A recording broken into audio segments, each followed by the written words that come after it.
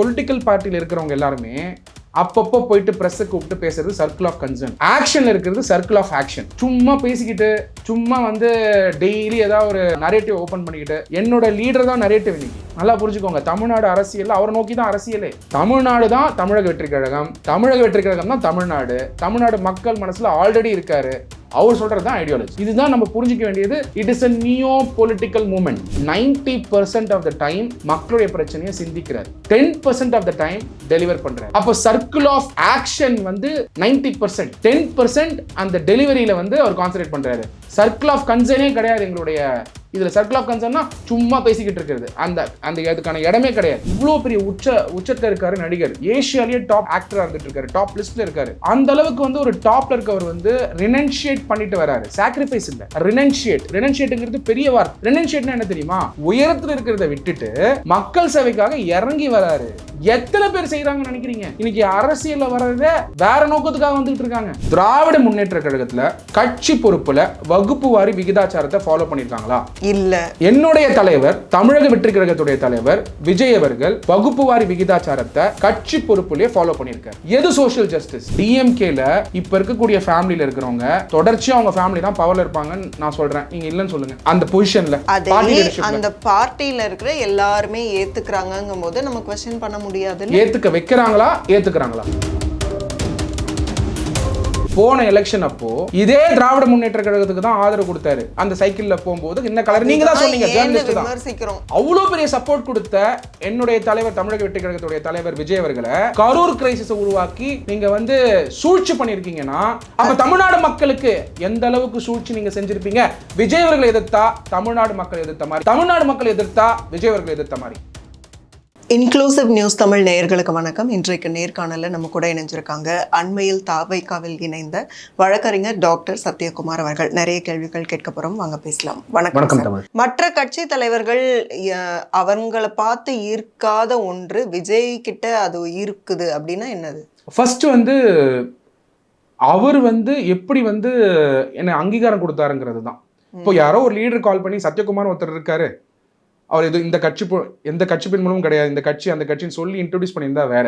அவரே டைரக்டா கரூர் எபிசோட் நடக்கும்போது நம்மளுடைய லால இருக்கக்கூடிய விஷயங்களை புரிஞ்சு அதை டீம் கிட்ட சொல்லி டீம் கலெக்டிவா டெசிஷன் எடுத்து டீமுமே கட்சியில் ஜாயின் பண்ற மாதிரி கேட்கல. இந்த மாதிரி தலைவர் ரொம்ப ஹாப்பியா இருக்காரு, உங்களுடைய வீடியோஸ் பார்த்துட்டு ஒரு மீட் பண்ணலாமா, எப்படி பண்ணலாம் நீங்க சொல்லுங்கிற ஒரு ரெஸ்பெக்ட்ஃபுல்லா ஒருத்தர் ஆதரிச்சு பேசுறாரு உடனே கட்சியில் சேர்த்துடலாம் அப்படிலாம் கிடையாது. அப்படி இணையவே முடியாது. டிவிக்கேல நீங்க வேணா எழுதி வச்சுக்கோங்க, இணையணும்னு சொல்லிட்டு ஆயிரக்கணக்கான பேர் வெயிட் பண்ணிட்டு இருக்காங்க.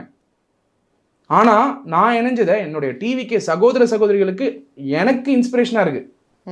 ஏன்னா அவங்க என்னை பார்க்கணும். ஏன்னா நான் இணைஞ்சது எந்த பின்புலமும் கிடையாது, அவருடைய அந்த நாலேஜை பார்த்து அங்கீகரிச்சதுனால. அப்ப டிவிக்கே இருக்க பல பேர் இன்னைக்கு விர்ச்சுவல் வாரியர்ஸ் சோஷியல் மீடியால செயல்பட்டு இருக்காங்க.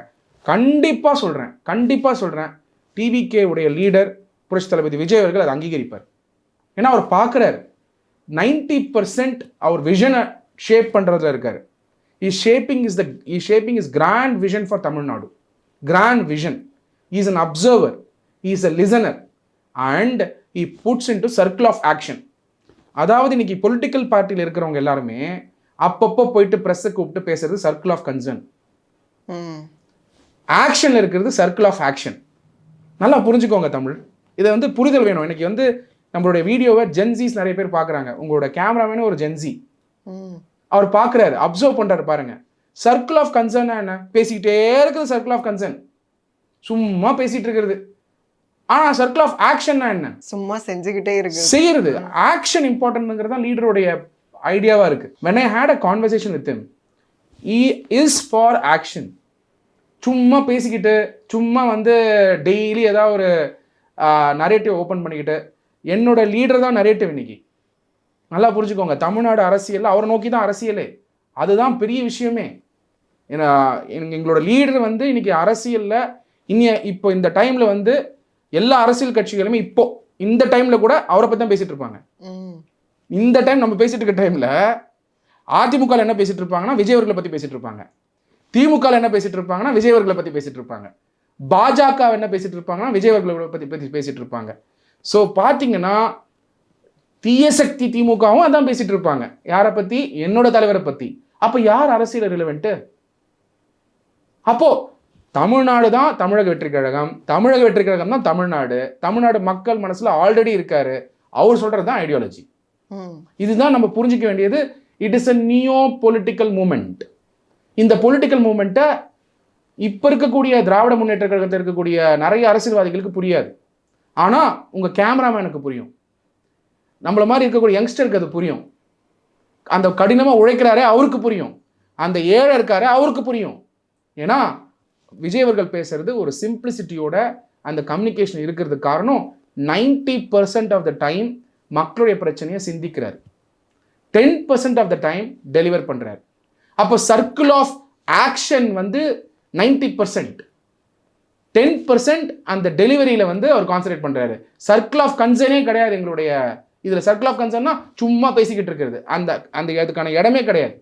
ஆக்ஷன் மட்டும்தான் தமிழக வெற்றி கழகத்துடைய கொள்கையை. அனுபவம் இல்ல, ஸ்கிரிப்டடா இருக்கு அவர் பேசுறது, பார்த்து சொல்றாரு, இந்த மாதிரி விமர்சனங்களுக்கு என்ன பதில் சொல்வீங்க? எதுக்கான அனுபவம் இருக்கணும்? பல கட்சிகள் இன்னைக்கு எந்த விஷனுக்காக அனுபவம் இருக்கணுங்கிறது தான் பாயிண்ட். பார்ட்டிக்கு ஸ்ட்ரக்சரே சரியா இல்ல. அதாவது இனி இருக்கக்கூடிய பல பார்ட்டிகள் பொய் சொல்லியே பழகிருக்காங்க. சில நேஷனல் பார்ட்டிஸுமே பொய் சொல்றாங்க. பொய் சொல்றதே சில அரசியல்வாதிகளுக்கு பழக்கமா இருக்கு. Very simple Tamil. இன்னைக்கு படிச்சவங்க அரசியலுக்கு வந்த உடனே என்னங்க அரசியல்வாதி ஆயிட்டீங்க கேட்குறாங்களா இல்லையா தமிழ்? இப்போ நீங்கள் ஒரு ஜேர்னலிஸ்ட்டு, நான் உங்களுக்கு சொல்கிறேன், நீங்கள் டிவிக்கே ஜாயின் பண்ணிக்கோங்க, நல்ல கட்சி அப்படின்னு சொன்ன உடனே உங்களுக்கு ஆனந்தமாக இருக்குது. எக்ஸாம்பிள், நீங்கள் ஜாயின் பண்ணுறீங்கன்னு வச்சுக்கோங்க, உங்களை பார்த்து என்ன கேட்பாங்க? என்னங்க பொலிட்டிஷியன் ஆயிட்டீங்க, நல்ல டாக்டர் பொலிட்டிஷியன் ஆயிட்டீங்க, நல்ல லாயர் பொலிட்டிஷியன் ஆயிட்டீங்க, நல்ல ஜேர்னலிஸ்ட் பொலிட்டிஷியன் ஆயிட்டீங்க. அப்போ பாலிட்டிஷியன் அப்படின்னு ஏன் அந்த ஒரு இமேஜ், ஒரு பயம் மக்களுக்கு? பாலிட்டிஷியன்னா ஒரு பயம். மக்கள்னா பாலிட்டிஷியன்னா படிக்காதவங்க, ஏமாத்துவாங்க. ஏன் அந்த பயம்? அப்படின்னா எடுத்து போய் சொல்லிக்கிட்டே இருக்க வேண்டியது. விஜய் அவர்களும் அப்படி ஏமாத்த மாட்டாரு அப்படின்னு என்ன நிச்சயம்? அதுக்கு நான் உறுதி. 13 வருஷத்துல எத்தனை லீடர்ஸை நான் பார்த்துருப்பேன். எனக்கு எல்லா கட்சியிலுமே லீடர்ஸ் ஆக்சஸ் உண்டு, எல்லாருமே எனக்கு தெரியும். ஏன்னா பப்ளிக்ல இருக்கிறதுனால எவென்ச்சுவலா எல்லாரும் தெரிய வரும், அது வேற. ஆனா அவரோட கான்வர்சேஷன் பண்ணி அவர் எதை அங்கீகரிக்காரு, எதை பார்க்குறாரு, என்ன செய்யணும்னு நினைக்கிறாரு. ஏங்க ஒரு இவ்வளோ பெரிய உச்சத்தில் இருக்காரு நடிகர், ஏஷியாலேயே டாப் ஆக்டராக இருந்துட்டு இருக்காரு, டாப் லிஸ்ட்ல இருக்காரு. அப்போ அந்த அளவுக்கு ஒரு டாப்ல இருக்கவர் ரினன்ஷியேட் பண்ணிட்டு வராரு. சாக்ரிஃபைஸ் இல்லை, ரினன்ஷியேட்டுங்கிறது பெரிய வார்த்தை. ரினன்ஷியேட்னா என்ன தெரியுமா? உயரத்தில் இருக்கிறத விட்டுட்டு மக்கள் சேவைக்காக இறங்கி வராரு. எத்தனை பேர் செய்யறாங்கன்னு நினைக்கிறீங்க? இன்னைக்கு அரசியல்ல வர்றத வேற நோக்கத்துக்காக வந்துகிட்டு இருக்காங்க. அவரு ஆல்ரெடி என்ன உச்சம் இருக்கோ அதை அடைஞ்சிட்டாரு. இப்ப அரசியல்ல தான் எல்லா மக்களையும் பிடிக்கணும்னு, அவருக்கு மக்கள் மனசுல போய் சேரணும்னு இல்ல, மக்கள் மனசுல போய் சேரத்துக்கு தான் எல்லாரும் அரசியலுக்கு வந்துட்டு இருக்காங்க. ஆல்ரெடி ஒரு மக்கள் மனசு இருந்துகிட்டு இருக்காரு, டாப் ஸ்டாரா இருந்துகிட்டு இருக்காரு. அவரு ரெனன்ஷியேட் பண்ணிட்டு வராரு மக்களை என்லைட்டன் பண்றதுக்காக. அப்போ அந்த என்லைட்டன்மெண்ட் ப்ராசஸ் எதுக்காகனா புதிய அரசியல் சூழ்நிலையை உருவாக்கணும்னு பார்க்குறாரு. அவர் உருவாக்கிக்கிட்டு இருக்காரு. எந்த சூழ்ச்சியும் இந்த புதிய அரசியல் சூழ்நிலையை மாற்ற முடியாது. திராவிட முன்னேற்ற கழகம் பண்ணக்கூடிய ஒரு சூழ்ச்சியும் நாங்கள் முறியடிப்போம். விஜய் ஃபேன்ஸ் ஓகே ஓட் பண்ணுவாங்க, okay. Core DMK, core ADMK இருப்பாங்க, அவங்கெல்லாம் எப்படி விஜய்க்கு ஓட் பண்ணுவாங்க? நான் சிம்பிள் ஆன்சர் சொல்லிட்டேன் தமிழ். நீங்க என்கிட்ட ஒரு 10 மினிட்ஸ் பேசுனீங்கன்னா நான் உங்களை டிவி கேக் மாத்திடுவேன். அப்படியா? நான் இப்போ இங்க பாத்தீங்கன்னா 2 ஓட்டு நான் ஆல்ரெடி வாங்கிட்டேன். உங்க ஓட்டு நான் வாங்கிட்டேன், நம்ம கேமராமேனோட ஓட்டையும் வாங்கிட்டேன் அப்படின்னு நான் பிலீவ் பண்றேன். என்ன மாதிரி எத்தனை யங்ஸ்டர் ஒரு வீட்ல இருக்காங்க, நம்புறாங்க. நாங்க ஓட் பண்ணுவோம்னு சொல்லவே இல்லையே. நான் உங்களுக்கு எக்ஸ்பிளைன் பண்றேன். ஒரு வீட்லயுமே யங்ஸ்டர் இருக்காங்க. யங்ஸ்டர்ஸ் இன்ஃப்ளூயன்ஸ் பண்ணுவாங்க. யங்ஸ்டர்ஸ் அடம் பிடிச்சி பார்த்துருக்கீங்களா? நீங்க அடம் பிடிச்சிருக்கீங்களா வாழ்க்கையில? யோசிச்சு பாருங்க, எப்படி அடம் பிடிப்பீங்க? அந்த மாதிரி இன்னைக்கு ஓட்டுக்காக அடம் பிடிக்கிறாங்க யங்ஸ்டர்ஸ். எஸ்ஐஆர்ல பேர் இருக்கா பாருமா, பேர் விட்டு போடக்கூடாது, புரட்சி தளபதி விஜய் அவர்களுக்கு ஓட் பண்ணியே ஆகணும் அப்படின்னு சொல்லக்கூடிய யங்ஸ்டர்ஸை பார்த்துக்கிட்டு இருக்கேன். ஒரு நாள் லீவ் போட்டுட்டு ஐடி கம்பெனியில் போயிட்டு ஃபார்மை ஃபில் பண்ணி பூத்தில் கொடுத்துட்டு வராங்க. புரட்சி தளபதி விஜய் அவர்களுக்கு ஓட் பண்ணணும்னு எஸ்ஐஆர் ஃபார்மை ஃபில் பண்ணி ஓட் பண்ண போறதும் புரட்சி தளபதிக்கு தான், ரிசீவ் பண்ணிக்கிற ஃபார்ம் டிஎம்கே. அந்த இடத்துல கூட பார்த்தீங்கன்னா எஸ்ஐஆரை வச்சாவது அரசியல் பண்ணணும்னு பார்த்துட்டு இருக்காங்க டிஎம்கே. ஆனால் பியூர் ஹார்ட்டோட புரட்சி தளபதி அவர்களுடைய ஃபாலோவர்ஸ் எல்லாம் ஓட் பண்ணுறதுக்காக அந்த ஃபார்மை வந்து ஃபில் பண்ணி போயிட்டு புது யங்ஸ்டர்ஸ்லாம் ஃபில் பண்ணி அதையும் வந்து சப்மிட் பண்ணியிருக்காங்க. அப்போது ஒரு புதிய பரிமாணத்தோட ஒரு புதிய ஃபோர்ஸாக மிஸ்டர் புரட்சி தளபதி விஜய் அவர்கள் தான் ஃபியூச்சர் ஆஃப் தமிழ்நாடு. மூன்றாவதாக மாற்றுன்னு வந்த சீமான் அவர்களால் வெகு காலமாக ஜெயிக்க முடியல. அதை தாண்டி கமல்ஹாசன் அவங்க வந்தாங்க, ரஜினிகாந்த் அவர்கள் வந்தாங்க, ஆனால் திருப்ப பேக் போயிட்டாங்க. ஸோ இந்த மாதிரி ஒரு நெகட்டிவ்ஸ் அப்படின்னு சினிமாலேருந்து வந்தாலுமே கூட நெகட்டிவ்ஸ் அப்படின்னு இருக்குது. இதையெல்லாம் தாண்டி விஜயகாந்த் அவர்களால் கூட இன்னும் முதலமைச்சர் அப்படிங்கிற அந்த பொசிஷனுக்கு போக முடியலங்கிற சுச்சுவேஷன் தான் தமிழ்நாட்டில் இருக்குது. ஸோ இதை தாண்டி விஜய் அவர்கள் 2026 எப்படி சிஎம் ஆவார்? கண்டிப்பாக சூப்பர் ஸ்டார் ரஜினிகாந்த் அவர்கள் வந்திருந்தானா சிஎம் ஆயிருப்பார். அவருக்கு அந்த பொட்டென்ஷியல் இருந்தது, அவருடைய டெசிஷன் அது. பட் கமலஹாசன் அவர்கள் வந்து மாஸ் ஹீரோ கிடையாது. நீங்கள் எப்படி மாஸ் ஹீரோன்னு சொல்கிறீங்க? இன்றைக்கி யங்ஸ்டர்ஸ் வந்து கமலஹாசன் அவர்களுக்காக அவ்வளோ கூட்டம் வராங்களா? அடுத்தது வந்து விஜயகாந்த் அவர்களோட காலகட்டத்தில் யங்ஸ்டர்ஸ் வந்து இவ்வளோ கிடையாது. சோஷியல் மீடியா இல்லை, விஜயகாந்த் அவர்கள் இருந்து சோஷியல் மீடியா இவ்வளோ இருந்து யங்ஸ்டர்ஸ் இவ்வளோ இருந்திருந்தா விஜயகாந்த் அவர்களுக்கும் வாய்ப்பு இருந்திருக்கும். அன்றைக்கி மக்களுக்கு ரீச் அவுட் பண்ணுறது ப்ரெஸ் கான்ஃபரன்ஸ் ப்ரெஸ் வழியாக தான் ரீச் பண்ணியிருக்க முடியும். ஆனால் இன்றைக்கி விஜய் அவர்கள் போடக்கூடிய ஒரே ஒரு வீடியோ எவ்வளோ மில்லியன்ஸ் பார்த்துட்டு இருக்காங்க. நீங்களே பாருங்களேன், என்னை வந்து லீடர் அங்கீகரிச்சதுனால எத்தனை இன்டர்வியூஸ் எடுத்துகிட்டு இருக்காங்க. அப்போ ஏன் அந்த அட்டென்ஷன் வருது? டிவிக்கே நோக்கி ஏன் அந்த அட்டென்ஷன் வருது? ஏன்னா டிவிக்கேயோட சப்போர்ட்டர்ஸ் வந்து அந்த அளவுக்கு உத்து நோக்கிக்கிட்டு இருக்காங்க டிவிக்கேயோட லீடர் விஜய் அவர்களுடைய அரசியலை. நீங்கள் இதுக்கு முன்னாடி நிறைய டிபேட்ஸில் பார்க்கும்போது ஆரஞ்ச் கலர் இதில் தான் வருவீங்க, வலதுசாரி அப்படிங்கிறது உங்களை வந்து ப்ரொமோட் பண்ணிக்கிட்டீங்க. ஆனால் இப்போ அப்படியே ஆப்போசிட்டாக லெஃப்ட் அப்படிங்கிற இடதுசாரி சிந்தனையை நோக்கி வந்திருக்கீங்க. அப்படிங்கும்போது எப்படி இதை ஏற்றுக்க முடியும்? இது லெஃப்ட் ரைட்டு சென்டர் வந்து என்றைக்குமே நான் அக்ரி பண்ணதில்லை. இன்ஃபேக்ட் நீங்கள் சொல்லக்கூடிய ஒரு ஏதோ ட்ரெஸ் சொல்கிறீங்க, அது டோன் அப்படி தெரியுது டிவியில் கேமராவில். ஐ திங்க் அது வந்து ஏதோ பர்பிள்னு நினைக்கிறேன். டோன் அப்படி தெரியுது. ஏன்னா இன்னைக்கு ஊடகத்தில் வந்து அதை மாற்றி கலர் மாற்றி கூட ஏஐ போடுறாங்க. நீங்கள் டெஃபினட்டாக பார்த்துருக்கீங்க, ஏதோ ஒரு வீடியோ பார்த்துருக்கீங்க. ட்ரெஸ்ஸு கலரும் கட்சி கலரும் எப்படி மேட்ச் ஆகுதுன்னு எனக்கு தெரியல. சரி, ட்ரெஸ்ஸு கலர் விட்டுறலாம். அது வந்து வலதுசாரி டு இடதுசாரி, வலதுசாரி டு இடதுசாரி. அதுக்கு நீங்கள் வந்து வலதுசாரினா யாரு நீங்கள் சொல்லுங்கள் தமிழ். குறிப்பாக இந்துத்துவா அப்படிங்கிற அந்த தத்துவத்தை ஆதரிக்கிறது அப்படின்னா வலது. அது மட்டும்தான் வலதுசாரியா? வேற ஏதாவது இன்னும் இருக்கு அந்த டெஃபினேஷன்? அதையும் சொல்லிடுங்க. இல்லை, மோஸ்ட்லி இதுதான். என்னுடைய பதிவில் நான் பேசின ஒரு ஸ்பீச்லையும் ஹிந்துத்துவா பிஜேபிக்காக சப்போர்ட் பண்ணி பேசியிருக்கேனான்னு பாருங்க. அதை தான் நானும் கேட்குறேன். ஏன்னா நீங்க அப்பயே லெஃப்ட்டுக்கு வந்து சப்போர்ட் பண்ணி தான் பேசியிருக்கீங்க. பட் 2013 உங்களை மென்ஷன் பண்ணதெல்லாம் வலதுசாரின்னு தான். உங்களுக்கு வந்து ஆர்எஸ்எஸ் அமைப்போட ஏதாவது பேக்ரவுண்ட் இருக்கா? ஆல்ரெடி வந்து விஜய் அவர்களே வந்து பிஜேபியோட பி டீம்னு சொல்லும்போது நீங்க இப்படி ஒரு வலதுசாரி அப்படிங்கிற ஆதரவு நிலைப்பாடுல இருந்து லெஃப்ட்டுக்கு வந்திருக்காங்க. இல்ல லெஃப்ட் ரைட். இப்போ நான் இப்போ பார்த்தீங்கன்னா தமிழக வெற்றி கழகத்தோட லீடர் விஜய் அவர்கள் வந்து அவருடைய கொள்கையை வந்து கிளியராக சொல்லிட்டார். இப்போ நீங்கள் ஒரு கொஸ்டின் கேட்டீங்க, நான் ஒரு கொஸ்டின் கேட்குறேன். அந்த கொஸ்டின் நீங்கள் பதில் சொல்லிட்டா நான் அந்த பதில் சொல்லிடுறேன். கான்ஸ்டியூஷன் ஆஃப் இந்தியா லெஃப்டா ரைட்டா சென்டரா? நீங்கள் பதில் சொல்லுங்க, நான் பதில் சொல்லிடுறேன். மையம் சென்டர் கூட கிடையாது. கான்ஸ்டியூஷன் ஆஃப் இந்தியா வந்து it is a document to work for the people. இந்த பொலிட்டிக்கல் ஐடியாலஜி வச்சு தெரிஞ்சிட்டு இருக்காங்கல்ல, அதாவது நான் சொல்லக்கூடிய நீங்கள் போய் பிராண்ட் பண்ணுறது, லேபிள் பண்ணுறது, இது எதுவுமே கான்ஸ்டியூஷனில் ஒர்க் ஆகாது. Constitution of India will work as per the preamble to the constitution of India. அந்த கான்ஸ்டியூஷன் ஆஃப் இந்தியா வந்து வலதுசாரி தொட்டாலும் ஒரே மாதிரி தான் ஒர்க் ஆகும். நீங்கள் சொல்லக்கூடிய வலதுசாரி இடதுசாரி தொட்டாலும் ஒரே மாதிரி தான் ஒர்க் ஆகும். அந்த கான்ஸ்டியூஷன் ஆஃப் இந்தியாவில் இருக்கக்கூடிய சோஷியலிஸ்ட் செக்யூலர் பார்ட்டி அப்படிங்கிறது தான் த மெயின் ஐடியா ஆஃப் தமிழக வெற்றி கழகம். தமிழக வெற்றி கழகத்தில் நிறைய ஐடியாஸ் இருக்கு. அவங்கள டிஸ்கஸ் பண்ணி கான்ஸ்டியூஷன் ஆஃப் இந்தியா படி, ஆனால் அம்பேத்கர்களுடைய விஷன் படி, அந்த விஷனுக்கு என்னோட விஷனை என்னோட மிஷனாக மாற்றிக்கிட்டேன். இதுவரைக்கும் எம்ஜிஆர் அவர்கள், கலைஞர் அவர்கள், அப்புறம் ஜெயலலிதா அவர்கள், இவங்க எல்லாருமே சிஎம்மாக இருந்திருக்காங்க. கரண்ட்ல ஸ்டாலின் அவர்கள். ஸோ இவங்களையெல்லாம் தாண்டி விஜய் அவர்கள் சிஎம் ஆனால் இவங்கெல்லாம் பண்ணாதது என்ன பண்ணிடுவாருன்னு நினைக்கிறீங்க? 100% பண்ணுவார். முதல்ல அவர் பண்ணியிருக்கிறது நான் சொல்கிறேன். ஸ்டெப் 1, திராவிட முன்னேற்ற கழகத்தில் கட்சி பொறுப்பில் வகுப்பு வாரி விகிதாச்சாரத்தை ஃபாலோ பண்ணியிருக்காங்களா? இல்லை. என்னுடைய தலைவர், தமிழக வெற்றி கழகத்துடைய தலைவர் விஜய் அவர்கள் வகுப்பு வாரி விகிதாச்சாரத்தை கட்சி பொறுப்புலேயே ஃபாலோ பண்ணியிருக்காரு. எது சோஷியல் ஜஸ்டிஸ்? பவருக்கு சோஷியல் ஜஸ்டிஸ் சொல்லி அரசாங்கத்தில் ஆல்ரெடி புரட்சி தலைவி அம்மா அவர்கள் கொண்டு வந்த 69% ரிசர்வேஷனை அவங்க கொண்டு வந்ததை இவங்க கொண்டு வந்ததா சோஷியல் ஜஸ்டிஸ் சொல்லி பொய் சொல்றதா? என்னுடைய தலைவர், தமிழக வெற்றி கழகத்துடைய தலைவர் லீடர் விஜய் அவர்கள் தன்னுடைய கட்சியிலேயே சோஷியல் ஜஸ்டிஸ் நிலைநிறுத்தியிருக்காரு. இன்னைக்கு தமிழ் பார்த்தீங்கன்னா நீங்கள் சொல்லும் போது நீங்கள் இன்ஸ்பயர் ஆகிறீங்க. ஏன் இன்ஸ்பயர் ஆகிறீங்க? ஆமாம், இல்லை, இவர் சொல்கிறது கரெக்டு தானே. கட்சிக்குள்ள சோஷியல் ஜஸ்டிஸ் இருக்கா? திமுக கட்சிக்குள்ள சோஷியல் ஜஸ்டிஸ் இருக்கா?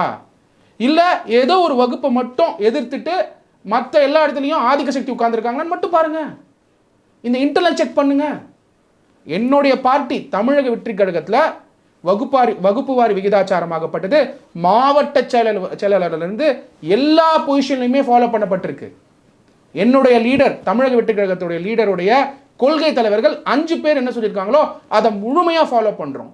அதே மாதிரி எங்கே எடுத்துக்கலையோ அதையும் சொல்லியிருக்காரு. எதை எடுத்துக்கலையோ அதையும் சொல்லியிருக்காரு என்னுடைய தலைவர். பெரியார் அவருடைய சமூக நீதி கொள்கைகளை அப்படியே ஃபாலோ பண்ணுவோம். கடவுள் எதிர்ப்பு கொள்கையை நாங்கள் எடுத்துக்க மாட்டோம். சொன்னாரா சொல்லியா முதல் மீட்டிங்கில்? அந்த அளவுக்கு ஜெனுவினாகவும் டிரான்ஸ்பரண்டாகவும் பிராக்மெட்டிக்காகவும் இன்னைக்கு மக்கள் கிட்ட சிம்பிளிசிட்டியாகவும் ரீச் பண்ணுறது என்னுடைய தலைவர், தமிழக வெற்றி கழகத்தோட தலைவர் விஜய் அவர்கள். இதை தாண்டி பெருசா என்ன மாற்றத்தை விஜய் கொண்டு வருவார்? பெரிய மாற்றமே விஜய் அவர்கள் ஒரு சாதாரண சேர்ல உட்கார்ந்து அட்ரஸ் பண்றாரு. இன்னைக்கு மாண்புமிகு முதலமைச்சர் அவர்கள் வெள்ளி சேர்ல உட்கார வந்துட்டார். இதுதான் பண்ணையார் அரசியல். டிஎம்கே இது பண்ணையார் அரசியல், எங்களது சாமானிய மனிதருடைய அரசியல். ஏன் சாதாரண சேர்ல உட்கார்றதுமே ஜஸ்ட் அந்த ஒரு நிகழ்வுக்காக, அதனால அட்டென்ஷன் சீக்கிங்காக அப்படி கூட எடுக்கலாமே. எழுதி வச்சுக்கோங்க, நீங்க பெரிய ஜேர்னலிஸ்டா வருவீங்க, பல அங்கீகாரத்தை இந்த நாட்டில் வாங்குவீங்க. அதுக்காக என்னுடைய விஷஸ் உண்டு. தமிழ் 10 வருஷத்துக்கு அப்புறமும் அதே சேர் அதே மாதிரியான செயல்பாடில் தான் என்னோட லீடர் சர்க்கிள் ஆஃப் ஆக்ஷனில் இருப்பார். ஆனால் இன்னைக்கு பார்த்தீங்கன்னா மாண்புமிகு முதலமைச்சர் அவர்கள் ஏதோ ஒரு ஃபங்க்ஷனுக்கு போயிருக்காரு, வெள்ளி சேர் போடுறதா இல்லை வெள்ளி மாதிரி இருக்கிற சேரையும் போடுறாங்க. அந்த ப்ரிவிலேஜை ஏன் கொடுக்கணும்? அதுக்கா திராவிட முன்னேற்ற கழகம் தொடங்கினாங்க, அதுக்கா ஜஸ்டிஸ் பார்ட்டி போறாங்க, அதுக்கா பெரியார் அவர்கள் நடத்தியிருக்காங்க. ஒரு கட்சி இவ்வளவு வருஷம் ஆட்சியில இருந்து மக்களுக்காக நிறைய திட்டங்களை கொண்டு செயல்படுத்தி இருக்காங்க. அந்த ஒரு பெருமிதத்துல கூட அவங்க வெள்ளி சேர் போட்டு உட்காருவாங்க. அதனால ராஜான்னு நினைச்சுக்கிறாங்க. ராஜா அவங்க ஃபேமிலியில வரவங்களே தொடர்ச்சியா ஆட்சியில் இருப்பாங்க. அதனால்தான் என்னுடைய தலைவர்,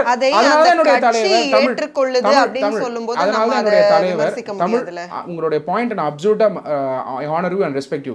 அதனால தான் என்னுடைய தலைவர் விஜய் அவர்கள் தீய சக்தி திமுகன்னு சொல்றாரு. தீய சக்தி திமுகன்னு சொல்லும்போது நீங்க டீகோட் பண்ண வேண்டியது என்னன்னா, வழியாக அவங்க குடும்பமே தலைவராக இருக்கும். சரி, நான் ஒன்று கேட்குறேன்.